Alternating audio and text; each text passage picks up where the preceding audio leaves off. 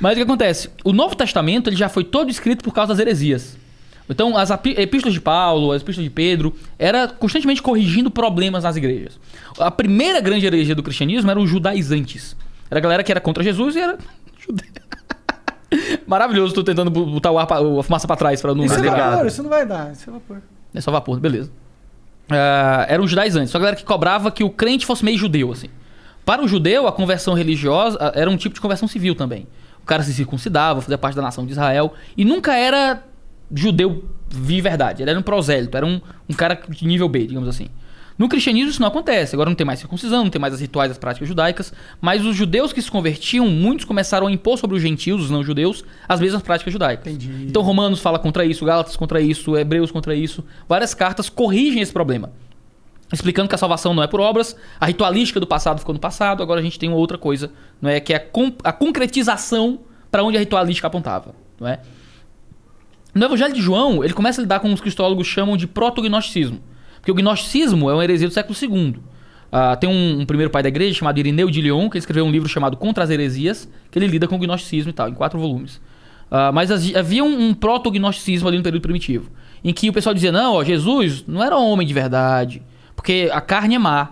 Então como é que Deus pode virar homem? Porque se a carne é intrinsecamente má. Isso, inclusive, um paradoxo da minha cabeça de Deus encarnar, mas... E é o que João responde no evangelho dele. Ele diz, a gente está falando do que a gente viu, do que a gente ouviu, do que a gente pegou. Ou seja, acredita em eu mim, recostei eu recostei minha cabeça no peito dele. É isso que ele diz, né? Acredita em mim, confia em mim. Confia em mim. E eu morri dizendo que é verdade, entendeu? Eu não confio, mas vamos lá. Tudo bem.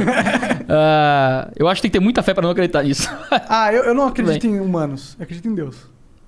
Caralho! Aí, esse foi... Aí. Vou usar isso contra você depois. Tá bom. O que acaba acontecendo é que ele vai lidar com essa ideia. Ele vai dizer que a carne não é má. A carne não é intrinsecamente má.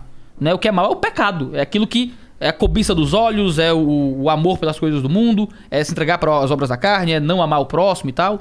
Ele vai argumentar o que é o mal de verdade. Não é a carne que é má. Não é? E por isso não tem problema Deus ter encarnado. Não é? Porque se fosse assim, a gente que se converte, como é que vive? Mas não existe parada. A gente vive, mas a gente... Mas se a carne é mal, eu tenho que fazer o quê? Tenho que cortar a minha carne? Você pratica maldade. Contra o meu corpo? Às vezes...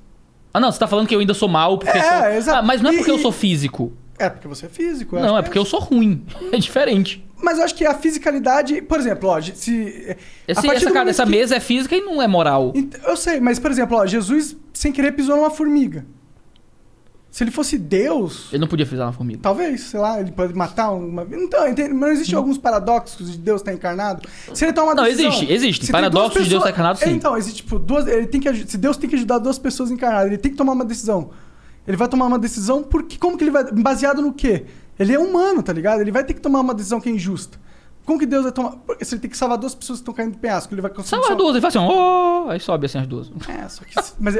Você vai entrar no mundo da... Você vai entrar no mundo da fanfic do, né? Se vaca voasse, chovia leite. Você acredita que Jesus tem poderes, ele poderia fazer isso. Claro. É que você tá tentando limitar você tá criando hipóteses tão fora daquilo que é o normal do que se lê e tal, que é difícil até... É que eu acredito que a física existia. Mas se Jesus fosse transgênero, e se Jesus fosse, sei lá, fosse manco... E se Jesus obedecesse a física, é isso que eu tô falando. Ele é o criador das leis da física, né? Bom.